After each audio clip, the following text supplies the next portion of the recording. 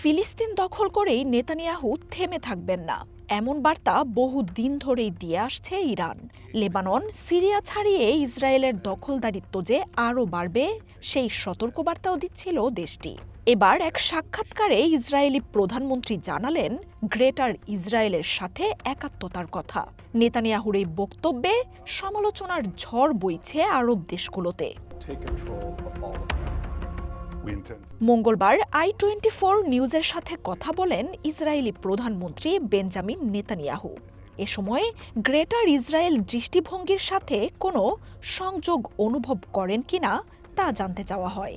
জবাবে এর সাথে পুরোপুরি সম্পৃক্ত বলে উত্তর দেন নেতানিয়াহু।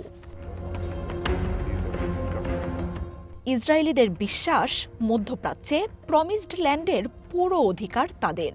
ইহুদি ধর্মমতে গ্রেটার ইসরায়েল নামে যে অঞ্চলটির কথা বলা হয় তার সীমানা রয়েছে জর্ডান, লেবানন, সিরিয়া, মিশর, ইরাক আর সৌদি আরবেও।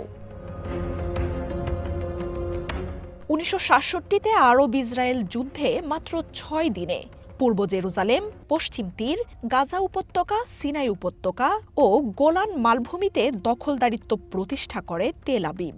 আর এরপরই দেশটির গ্রেটার ইসরায়েল বাস্তবায়নের স্বপ্ন দ্রুত জনপ্রিয় হয়ে ওঠে। ইসরায়েলের উগ্র ডানপন্থীরা গ্রেটার ইসরায়েল স্থাপনে সরব প্রচারণা চালিয়ে যাচ্ছে। এর মধ্যে কট্টরপন্থী 2 মন্ত্রী বেজালাল স্মটরিচ ও ইতামার বেনজিভিরের মতো নেতানিয়াহুর সমর্থকরাও রয়েছেন। নেতানিয়াহুর এই সাক্ষাৎকারের পর সৌদি আরব, কাতার, জর্ডান ও আরব লীগ যৌথ বিবৃতি দিয়েছে। ইসরায়েলি প্রধানমন্ত্রীর এই বার্তা আঞ্চলিক শান্তি ও বৈশ্বিক স্থিতিশীলতার প্রতি হুমকি বলে জানিয়েছে দেশগুলো। উস্কানিমূলক এই বার্তার কঠোর সমালোচনা করেছে জর্ডান। নেতানিয়াহুর সরকারের কাছে এই বার্তার ব্যাখ্যা চেয়েছে মিশর। আগ্রাসী বার্তার নিন্দা জানিয়েছে কাতার।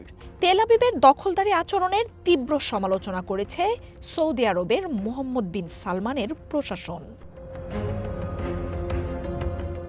ইরানের পর সম্প্রতি তুর্কি ইসরায়েলের দখলদারি আচরণের বিরুদ্ধে সতর্ক করে আসছে। মধ্যপ্রাচ্যে ইসরায়েলের বেপরোয়া আগ্রাসন যে গ্রেটার ইসরায়েল স্থাপনের লক্ষ্যেই, সেই হুঁশিয়ারি দিয়েছেন এরদোয়ানও। মার্জিয়া উপমা, ওয়ান নিউজ।